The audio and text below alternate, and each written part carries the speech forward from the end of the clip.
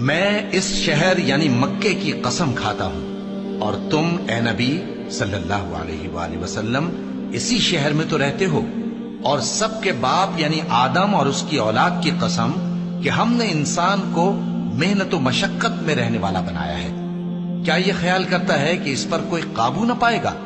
کہتا ہے کہ میں نے بہت سا مال برباد کر دیا، کیا اسے یہ گمان ہے کہ اس کو کسی نے دیکھا نہیں؟ بھلا ہم نے اس کو 2 آنکھیں نہیں دی اور زبان اور 2 ہونٹ نہیں دیے؟ یہ چیزیں بھی دیں اور اس کو خیر و شر کے دونوں رستے بھی دکھا دیے، مگر یہ گھاٹی پر سے ہو کر نہ گزرا۔ اور تم کیا سمجھے کہ گھاٹی کیا ہے؟ کسی کی گردن کا چھڑانا یا بھوک کے دن میں کھانا کھلانا، کسی رشتہ دار یتیم کو یا مٹی میں پڑے کسی نادار کو۔